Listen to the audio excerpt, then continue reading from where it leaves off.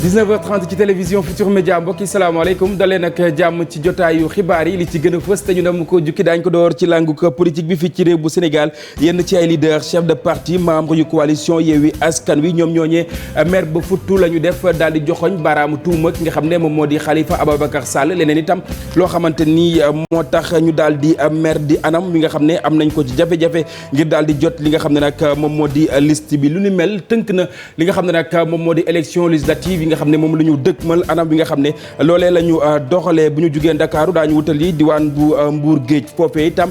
tout tànk yi nga xam ne ñoo fay réer ci les jamono bari na bi ci mujj altine wile nga xam ne moom la ñu weesu ci aw tout tànk wu jigéen woo xamante nii réeroon na fa askan wa nga xam ne ñoom ñoo fay yeewoo la ñu bëgg mu di ñu gën a ñoŋal lépp lu soxal wàllu kaaraange buñ ci jugee itam daañu waxtaanee wàllu yoon ñenn ci ñoo xamante ni ñu ngi liggéey ci wàll wi xëy la ñu def daal di banque seen i yoxo fu ci mel ni tribunal bu Ndakaar suñu ay ndaw itam doxantu nañu fa ngir xool ginnaaw bu ñu bankee seen i ay yoxo liggéey boobee an nan la demee la tax ñu banque seen i ay yoxo bokk na ci ay arriéré de salaire yoo xamante ni am nañu ko tàggat yaram itam lépp lu soxal wàllu violence bi ci yenn ci stade yi daal nañ koy nemmeeku fan yi nga xam ne nag moom la ñu génn tax na itam ay dogal daal di ko ci jël ngir rek la nga xam ne moom moo amoon ca diwaan bu Louga ñu bañ koo nemmeekoo ci benn stade Pape Fara ñi ngi daal nay sikk ab waxtaan ak ñenn ci ñoo xamante ni ñu ngi bootu ci fédération sénégalaise bu football tënk yaa ngoog mbokk yi léegi-léegi ma dikk ñu faram fàcce.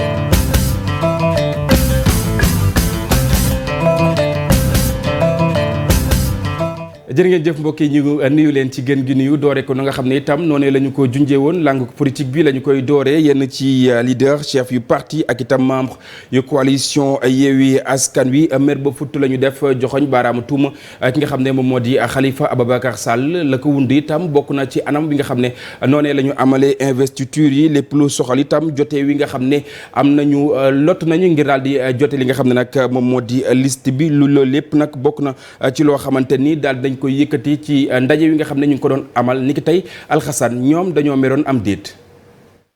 du càggante ni dañu frustré wu waaye dañu bëgg attirer attention ñi nga xamante ni ñoom ñooy leader yu fare ci coalition Yewwi Askan Wi ñu jàpp ni nu ñu defee investiture yi tax na ba njaxare am ci biir coalition bi te charte bi nga xamante ni moo leen tënkoon dañ ko jalgati ki ñu ci joxoñ baaraamu tuuma moom mooy Khalifa Sall. mais li fi xew mooy. Monsieur Khalifa Sall, omnibulé par des calculs politiques parce que dañoo jëm 2024 mu jël liste bi boo ko xoolee au niveau national agencé pur taxawu Pastef ci première ligne yi. te loolu lañ seetlu ci Yewwi Askan Wi ñetti parti ñoo séddoo département yépp ñetti parti ñoo séddoo liste nationale bi position yu baax yépp bàyyi yeneen parti yi nga xam ne ñoo bokk Yewwi Askan Wi te. loolu nekkut doxalin bu rafet ndaxte ba ñuy waxtaan di defar liste yi dañ ko dénk nit ne ko waaye nga waxtaan ak nit ñi balaa nga koo def. leneen itam li ñuy ñaawlu ñoom ñi nga xamante ni dañu jàpp ni ñoom ñoo fondé li nga xamante ni moom mooy coalition Yewwi Askan Wi mooy jafe-jafe ngir jot ci liste yi nga xamante ni moom mooy liste investiture yi. yéen ñëpp seetlu ngeen ne liste yi ba tey jii ñuy wax ak yéen liste département yi ñun ñu nekk fii kenn amu ko liste nationale bi sax bi génn. kenn ci ñun ku nekk fii moo ko lijjantee feneen est-ce que loolu ànd nawle la. liñ ci njëkk a seetlu mooy benn lobby de 4 partis de 4 à 5 personnes ñi diriger ay partis ñoo accaparé wu de l'appareil de Yewwi Askan Wi au détriment de tous les partis signataires. di yaakaar ni le point de presse là dina nekk un appel simplement benn conscientisation dinañu mettre de côté leur ego. pour mën a def un appel conférence des leaders mën a toog ñu mën a waxtaan continuer le combat. FSD/BJ 7 PNG AJ jot na pare suxali Sénégal Bëstu Ñax FPRS ak yeneen parti yi fi nekk nëbbuñu déception gi ñu am wante nag fas yéene nañu wéyal combat bi biir Yewwi Askan Wi ngir fexe ba considération gi ñu war a am ci coalition bi ñu am ko waaye itam ñu mën di respecter li nga xamante ni moom moo leen tënk ñu xaatim ko. mbokk yi arrêté Ousmane Ngom leen lu ñu jël ci mim réew ngir aaye yenn ci ay manifestation ci li nga xam ne moom moo di xolu Ndakaaru boobaak léegi xam ngeen ne yenn ci ay kuréel yoo xamante ni dañuy xeex ak yelleefu doomi aadama lu ci mel ni Amnesty International ak itam Ligue sénégalaise des droits de l'homme boobaak léegi itam ginnaaw xeex bi am nañu dëgg ci kanamu cour de justice bu CEDEAO ñoom itam bokk na ci li ñuy sàkku dogal woowee nga xam ne jëloon nañ ko fii ci réew mi ay at ngi ñu daal di koy teg ci suuf Bintu Konté Diafra Ba ci reportage. bi ko ñaari organisation de défense des droits de l'homme yi saisiré mu di Ligue sénégalaise des droits de l'homme ak section Amnesty International bu Sénégal li nga xam ne moom la jëmale ci arrêté Ousmane Ngom moom juridiction internationale bii nga xam ne dafa tënku ci CEDEAO jox li nga xam ne moom moo di dëgg ñu organisation de défense des droits de l'homme yooyu. ndogal bi nag leer na ndogal bi nee na arrêté Ousmane Ngom bi nga xam ne 2011 lañ ko jëloon arrêté boobu te mu tere. lépp luy dox ñaxtu ci zone Dakar Plateau maanaam commencé avenue Malick Sy ba Cap Manuel boole ci abord monument de la Renaissance africaine que arrêté boobu dafay violer ak yelleefu askanu Sénégal. ñoom ñaar organisation yooyu nga xam ni ñi ngi jàkkaarloo ak taskatu xibaar yi ñi ngi ñaax nguur gi mu dellu si waat xelam ci jëm ci arrêté boobu. décision boobu nag dina yomb lool pour ñu appliquer ko ndax décision bi politique la ko. concerné wul élection concerné benn leader politique waaye li mu concerné mooy ak yelleefu sénégalais yi. 39 décision CEDEAO mu daal di ko abrogé nu mu gën a gaawee te yaakaar nañu ne abrogation bi di poser benn problème pour état Sénégal. mu di décision boo xam ne bu ko groupe Sénégal appliqué wul ay jafe-jafe ak i daan dana tegu ci ndoddam. état bi appliqué ko dañuy delluwaat ci kanamu tribunal CEDEAO yëgal ko ne ndogal bi nga def état appliqué wul boobaa tribunal bi dina jëlaat beneen ndogal boo xam ne ay daan yu métti lay teg ci kaw état Sénégal. justice de la CEDEAO nag mi ngi ordonné nag état du Sénégal mu abrogé lii di arrêté boobee mu di arrêté Ousmane Ngom ci délai wu ñetti weer maanaam balaa 30 juin 2022. Fatou Bintou wàllu yoon jàppale di union nationale des travailleurs de la justice ñoom ñoo xëy banque seeni ay yéexo ngir rek yenn ci ay salaire yoo xamante ni amal nañu leen ko ak yorin wi nga xam ne moo ñeel fonds commun yi maanaam gestion yi tey ji itam suñu ay ndaw doxantu nañu ca tribunal bu Ndakaaru xool ndax liggéey bi dafa taggatémbe am déet lu mu ci mënti doon Habib Faye ak Alioune Diagne ñoo fa àndoon. liggéey gi mi ngi gën di wéy ci palais de justice bu Dakar. comme nañ koy defee bés bu jot donte sax ñi nga xam ne ñoo di union nationale des travailleurs de la justice dañoo banque seen yoxo ci suba gi ne duñu liggéey benn yoon loolee askanu ci seen bopp ñu ne ñoom yëguñu ko Adama di kenn ci ñoom. si biir c'était facile parce que dama ñëw rek ma ñaan autorisation ñu may ma. juste xanaa yenn procès yu ñu renvoyé rek mais à part loolu y a rien non ñu ñëwee kayit moom da ngay ñëw rek nga taxaw après nga wut kayit après ñu jox la. Cheikh Ahmed Tidiane Ka ni mel itam la gisee gannaaw ba mu ñëwee jël si la mu fi doon wut ci bureau courrier bu tribunal hors classe de Dakar. tribunal régional hors classe de Dakar laa demoon waaw mais foofu ça marche. liggéey bi dara taxaw. ah non dara taxaw ci. grève bi amul lu mu impacté ci li nga soxla. non wax dëgg yàlla impacté wul barki démb ñëwoon naa fi tey tamit ñëwaat naa fi la même chose mais amul benn problème. kuréel gi ngànk ñay liggéey ci wàllu yoon tey. ñoo mer ba futtu taxaw ci buntu tribunal bi dakkal seen liggéey ñuy joxe seen bilan. depuis ay at ñu koy wax fonds commun léegi normalement loolu ñetti weer boo ko defee rek war nañ la ko fay parce que yaa koy liggéey tey ñu ngi ci juróomeelu weer presque boo xam ne kenn ci ñun jotul loolu. suñu récépissé kayit bi nga xam ne mooy reconnaître union nationale des travailleurs de la justice bi ñu am kayit boobu déposé nañ ko depuis 2020 lañ def assemblée générale. def na ñaari at tey kayit boobu ba léegi mënuñ ko génne ministère de l'intérieur loo xam ne suñu droit la te joxuñu ko dinañ xeex ni ko yoon mayee ba ñu jox ñu ko. tey ji ci palais de justice bu Dakar ñoom ñii di greffier yi ci seen bopp dajaloo woon ngir rek mbir yi bañ a dox la ñuy gën di ñaawlu rek bokk na ci anam ba nga xamante nit ña nga koy liggéeyee.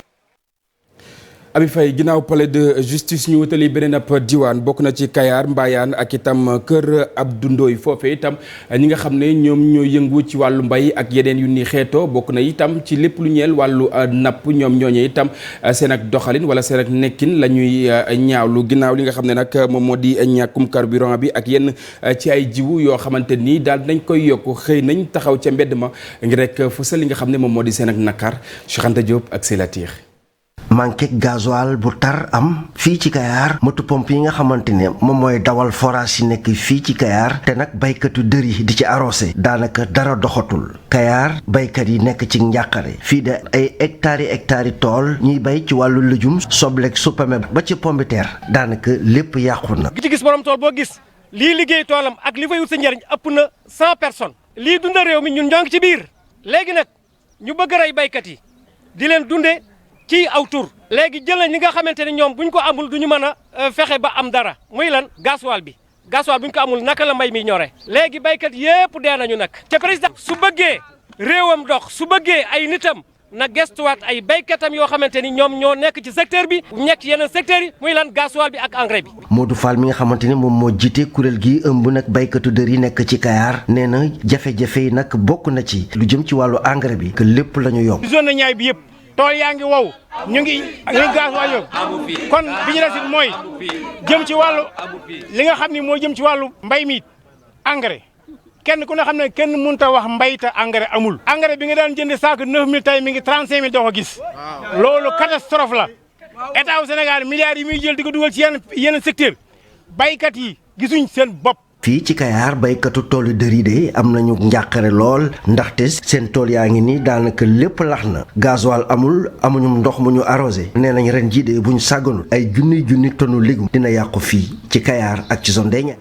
Cheikh Anta ginnaaw Kayar ñu dem feneen waxtaanee leneen bi la yoon du wàllu mbay waaye dañuy wax ci tout tànk yi nga xam ne dañuy réer booba ak léegi diwaan bu Mbuur bi ci mujj yàggul dala altine bi nga xam ne moom la ñu weesu aw gone su jigéen boo xamante ni nag dafa bëggoon a réer wala ñu bëgg ko sàcc mujj gi itam la daal di mucc ci yooyu li pexe askan wu nga xam ne ñoom ñoo fa yeewoo bëgg nañ lépp lu ñeel wàllu kaaraange ñu gën koo ñoŋal ca boobule département. Abdourahmane Diallo Mamadou Gueye ci reportage ñu teewlu. fan yi yëpp doo toog ab bés te doo dégg wala boo gis ci réseaux sociaux yi kenn ki nga xam ne dafa réer xale yi nag ñoo ci gën a bari. phénomène bu doy waar la par rapport ak sunu réew mu mel ne Sénégal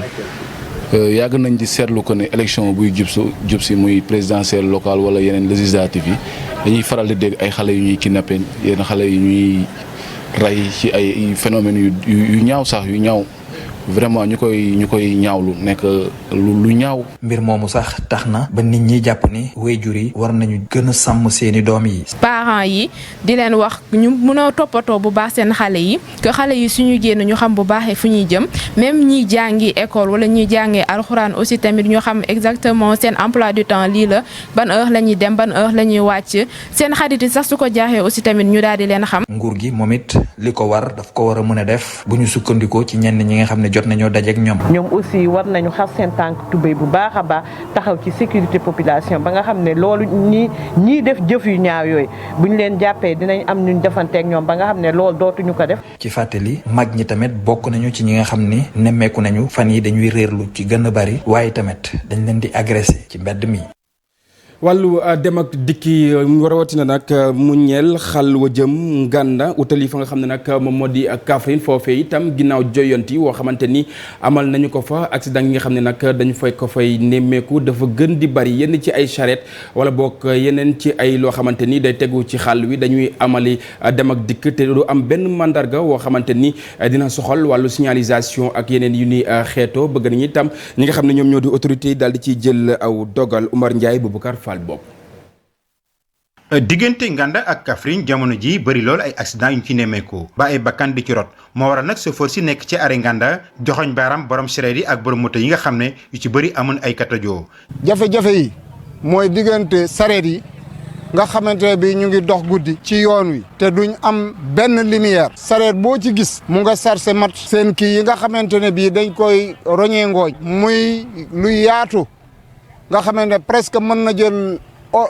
li nga xamante ne mooy genn wàllu tali bi yëpp bañ amee tali ba léegi dañ ci gën a am ay jafe-jafe te biñ amee tali nag la sareet yi gën a mën a war a wàcc yoon wi ñoom duñ am benn signalisation ñoom sareet yi duñ am benn signalisation yaa ngi dégg da ngay daw rek ba na xëgg ci ñoom amagul sax une semaine oto fàdd na fi sareet ba sans borom ka ca nekkoon sans borom jël ab bakkanam fas dee na fi ak Macky Sall kat waaram wàcc na ñun ñoo ko doon ñaan aw yoon wi defar nañ ko ba mu baax waaye dafa mel ni tey dafa gën a yee fitna. ñaalu leen tamit welo 3 roues yi nga xam ne yu ci bëri ci ñoom amuñu kayit. welo yi amuñu kayit ñu koy dawal amuñu permis ci circulation bi lañ bokk. welo 3 roues yu bees yi nekk ci dëkk bi loolu la ñuy def. ñoom chauffeur yi nekk ci gare routière bu Nganda nag li ñu bëgg mooy kilifa yi àddu ci lu ñu mel ngir accident yi mën a wàññeeku. fitna boobu nag autorités yi ci seen jëmmi bopp lañ bëgg ñu dimbale ci ñu ci oto dafa war a am ay lumière. police yi ak gendarme yi war nañ ciy wax ndax toujours dañ leen di dégg waaye ñun dañ ñuy teg wër garage bi dem jaari feneen. diggante Nganda ak Kaffrine nag tali bi daa taal li ñeret ba tax na charrette yi ak moto yi rawatina oto yi nu leen neex lañ ciy daagoo ma waral nag daanaka doo toog ay bis yoo xam ne nemmeekul ci ay accident. ñu wutali diwaan bu njaareem wax itam ak la nga xam ne moom moo ko wër lépp lu ñeel wàllu inondation maanaam mbënn mi def kéem kattan ba daal di koy njuy atum ren bokk na ci loo xamante ni daal dañ koy waxtaanee fileeg nag ñuy xaar 23 ci milliards yi nga xam ne moom lañ ci fas yéene jukki ginnaaw aw CRD maanaam ab waxtaan woo xamante ni nag ñu ngi ko doon amal ca dëkk wu sell wa di Touba Mbacké Pape Balla Gaye Talla Samb. nawetu ren bi ndox bi dafa nar a bari tax na kilifa yi nekk ci région bu Diourbel rawatina diwaanu Touba taxaw nañu dem ngir daal di mën a jàppale askan wi ak programme d'urgence bu 23 milliards yi nga xamante ne moom la ñu fas yéene def ci mbënd mi jamono ji ak nawet bi nga xamante ne li ci des bareetul tax na ñu fas yéene am doxalin wu yees ngir daal di fexe gën a mën a taxaw askan wi ca ba muy teel fii léegi nawet bi di jàll suñu sukkandikoo ci directeur général bu office national assainissement du Sénégal di docteur Ababacar Mbaye. système de pompage des pompages électropompe yoo xam ne dañ koy mettre à haut débit pour que mën a yóbbu ndox mi fi nga xam ne foofu la war a dem brigade nationale sapeur pompier danañ ci jàppale la direction prévention gestion des inondations dana ci jàpp ak ñeneen acteurs yi danañ ci jàpp ba nga xam ni lu ñu mën a def tout pour li amoon daaw mu wàññeeku parce que inondation mën naa wax ni ci dëkk yi gën a développé dafay am. Diourbel Bambey bokk ci gox yi nga xamante ne daanaka mbënd mi da leen di faral di laal méngoog na mu amee ci atum 2020 daanu fattar ni lépp lu jëm ci wàllum canalisation balaa nawet bi ci biir nawet bi waaye gannaaw nawet bi suñu sukkandikoo ci directeur bu ONAS. à notre budget am na linéaire bu ñu jël moom la ñuy curer mais suñ koy curer suñu service yi ak ñoom ñooy ànd xool lan la ñuy curer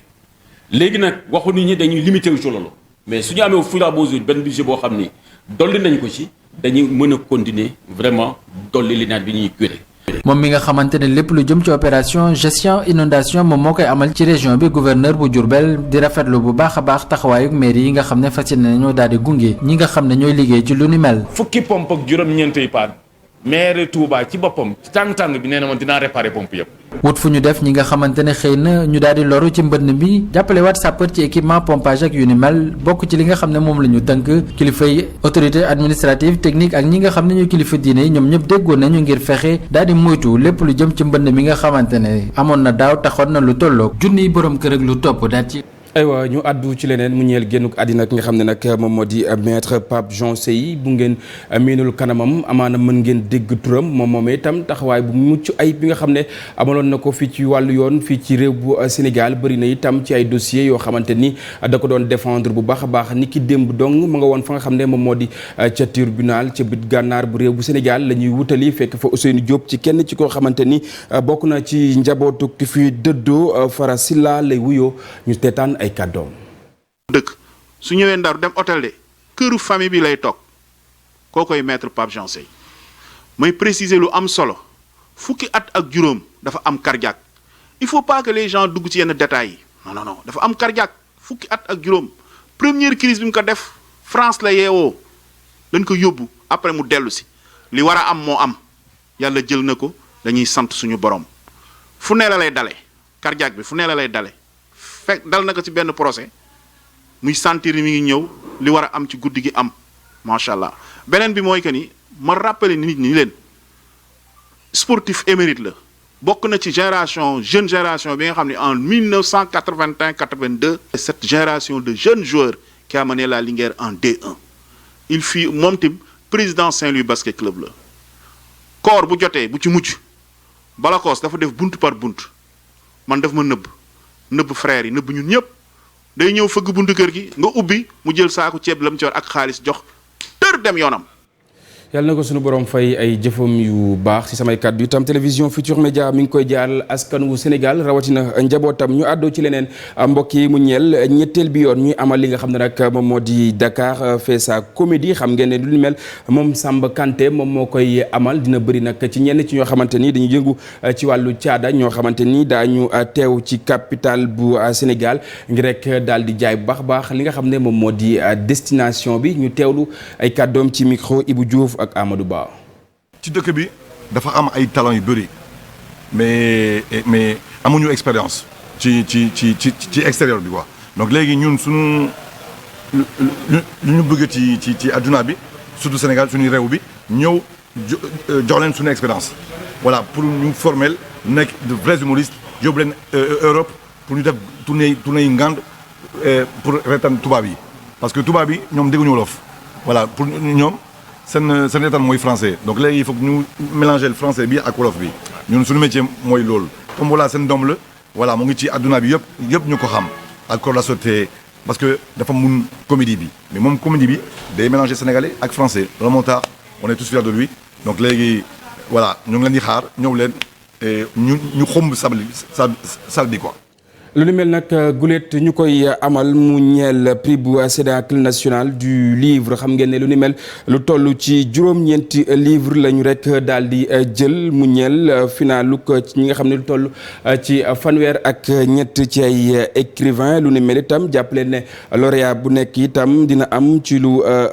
tolloog 1 million ci suñu ay koppar mu ñeel ki nga xam ne dañuy jël lu ni mel final bi itam ñu ngi ko àpp ni ki gaawo yemoo ko fukki fan ak benn ci weeru juin atum 2022 fii ci Ndakaaru la ñu koy amalee Ibou Diouf Amadou Ba daje nañ ak ñenn ci ñoo xamante ni nag ñoom ñoo amal lu ni mel ñu seetaan reportage.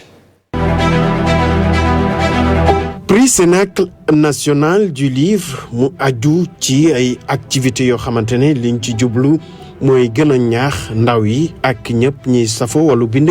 ñu gën ci jublu. initiative bi nag yàgg nañ ko am ndax ñun li ñu tax a jóg moom laay wax mooy ñu fexe ba livre Sénégal ñu ràññee ko fu nekk ci àddina bi te tamit ndegam xam nañu ne ñi fi jiitu ñi nga xam ne ñoo ŋànkoon littérature def nañ liggéey bu rafet boo xam ne wan nañu yoon bi ñi nga xam ne tam ñi ngi doog a door ci yoon boobu la ñuy topp ngir ñun tamit ñu jouer suñu partition. loole nag ñu ne ab jury maanaam ñoo xam ne seen xam-xam dafa màcc jëm ci wàllu bind téere ñoom ñoo ci bokk ku ci nekk di nga joxe sa xalaat tamit ngir tànneef bi gën a yomb. maa ngi fàttali ne jury bi kon man maa ci nekk Cénacle ma leen di gërëm di def ma nekk président. ma ànd ci ak Diallo Falémé nekk écrivain dramaturge romancier poète ànd ci ak Fatimata Diallo Ba moom tam nekk bindkat bu ràññeeku ñu ànd ci ak Pape Alioune Sarr nekk journaliste bu ñu ràññee ak Mamadou Diambay moom administrateur civil la di bindkat aussi te ci cercle bi mu nekk nga xam ne président comité de lecture bi. ñoo nag ay genre littéraire yoo xamante ne ñoom la ñuy faral di gis fii ci Sénégal bokk na ci li nga xamante ne mooy poésie bokk na tamit li nga xamante ne mooy nouvelle wala roman ñoo ñëpp ku ci nekk am nga ci ay représentants. Sénégal ci écriture je pense que poésie moo ëpp waaw topp ci roman topp ci nouvelle mooy ñetti genre yi nga xam ne ñoo gën a law fii ci Sénégal ci li ñuy génnee. li nga xam ni moom lañ leen laaj mooy ñu bind livre bi ci at mi ba pare mu nekk ay téere yoo xam ni dafa am lu ñu si yaakaar. ci final bi nga xamante ne fas nañ ko amal rek ku ci nekk ci ñi nga xam ne ñooy lauréat yi dinañ la jébbal lu toll ci 1 million ci suñu xaalis. loolu rek bokk na ci ñiy gën a dooleel bindkat yi rawatina ñi fett ndaw. jërëjëf Ibrahim ginnaaw wàllu caada ñu waxtaanee leen mu soxal wàllu tàggat yaram fi ci réew bu Sénégal xam ngeen ne pëccëxoo wi day faral di bari lool ci li nga xam ne nag moom moo di stade yi yenn ci ay jàmmaarloo buy faral di am bi ci mujj nemmeeku nañu ko ca diwaan bu Louga lu ni mel itam la rek ñi nga xam ne ñoom ñoo féetee ci Ligue Pro bëgg na rek faaw ñu dakkal ko kenn koo xamante ni yaa ngi amal lu ni mel ay daan des na ko jël teg ko sa kaw Pape Fara ñi nga Pape Sangone Mbaye sànni xeer fii agressé ñenn ci dirigeant yi booleeg lacrymogène yi li nu mel bëri na lool liñ koy gis suñu stade yi loolu nag di yàq xar kanam football bu Sénégal looloo tax nag ñi nga xam ne ñoo nekk Ligue Pro bi daal di jël juróom ci ay mesures yoo xam ne ngir li nu mel ñu dindi ko fii. dirigeants de club yi joueurs yi arbitres yi ñu mettre leen devant leur responsabilité parce que nag contester décision arbitre rek warul tax ñu ñëw vers la violence ni ma koy waxee mooy arbitre bés bu nekk lu mu la xañ tey bu subaa daf la koy jox. ñi nga xam ne ay dirigeants lañu nañu ñeme dem wax suñu supporters yi jar na sax aujourd'hui ñu interdire de stade il faut que ñun aussi ñu ñeme loolu. su dee président yi rafetlu nañ mesures yi nga xam ne jël nañ ko li ñu bëgg mooy ñu defaraat bu baax a baax club yi ak li ko wër. football bi la ñu war a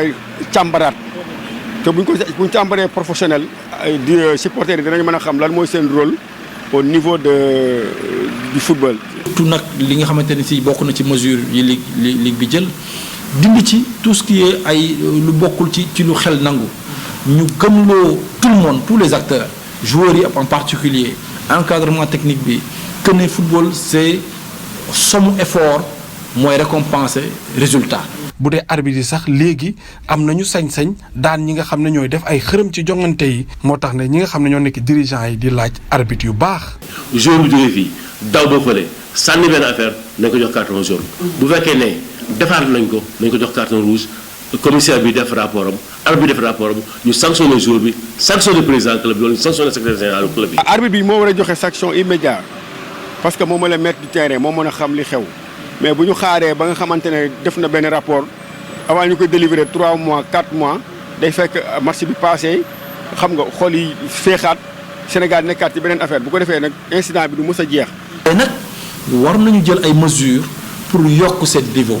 war nañu jël ay mesures pour améliorer qualité wu arbitre yi nga xamante ni moom lañ am Sénégal je pense que ligue bi mi ngi investir dans la formation. ci fàttali rek li nga xam ne moom moo nekk ab circulaire bu Ligue Pro daal di jël daal di koy jox ñëpp nag ne fexe ñu daal di am li nga xam ne moo nekk jëm ci wàllu organisation bi ñu daal di koy yónnee équipe bi nga xam ne moom moo war a ñëw ak tamit wàllu kaaraange geeg ni mu war a demee bu ko defee bépp jafe-jafe di violence ñu mun koo teel a éviter. jërëjëf Pape waxtu wi ko ci jotaay jot na mbokk yi léegi ak rédaction bu télévision Futurs Médias Sara Cissé dina fi teew ngir yeneen i jotaayu xibaar lu ma loolee tam des leen di wéy ak programme télévision Futurs Médias jaa ngeen jëf mbokk yi ñu fanaan jàmm.